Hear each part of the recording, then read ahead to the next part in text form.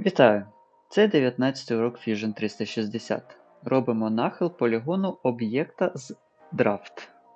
Let's go! В нас вже є такий об'єкт. І ми хочемо, наприклад, оцю поверхню трошки нахилити. Вибираємо Draft. Це ось такий кубик зі скосом. Вибираємо площину. Спочатку вибирається від якої буде нахил, а потім яка буде нахилятись. Вибираємо бокову і тепер вибираємо верхню. У нас тут є ось така з'являється направляюча. І тепер ми можемо нахиляти нашу поверхню. Окей. Натискаємо ще раз, вибираємо цю і цю. Або ось так можемо зробити. Окей. Можемо також зробити так, так. І оцю під нахилом зробити.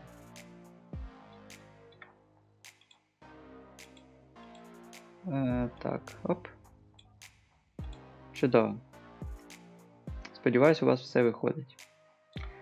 Можемо збоку зробити. Окей. Але коли поверхня рівна, це все чудово і воно все чудово працює. А ось коли в нас поверхня не рівна, а радіальна, то це вже стає трошки проблемою. І зараз я покажу, як з такої ситуації вийти. Ось, наприклад, у мене є такий циліндр. І я хочу, щоб оця верхушка, ця площина, була під кутом. Що я роблю? Мені потрібно створити plane. Вибираємо plane. Так, що це за plane? Це не той. Ось цей. Беремо plane. Окей.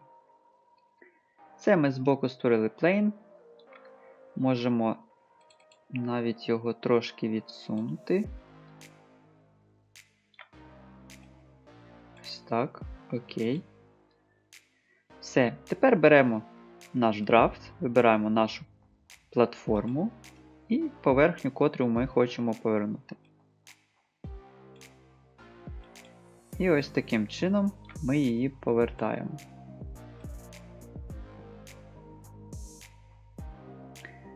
Якби платформа в нас була всередині,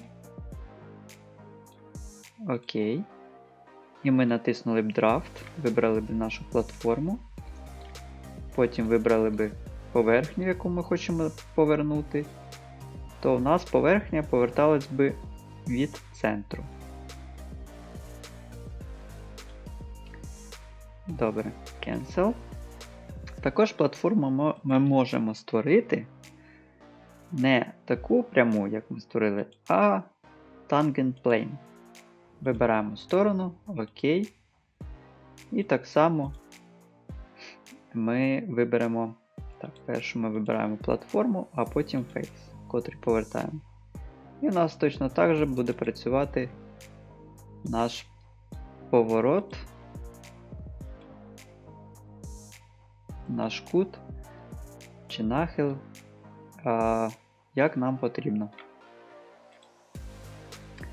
Окей. Якщо нам потрібно радіальну саму повернути, це вже, на жаль, неможливо. Ми можемо спробувати, наприклад, ось так зробити, але ми не можемо вибрати нашу поверхню. Тому саму радіальну ми не зможемо повернути. Радіальну ми можемо зробити в сторону, це коли ми робимо екструд, тоді ми можемо зробити їх в сторону. На цьому все. Дякую за увагу. До зустрічі на наступному уроці.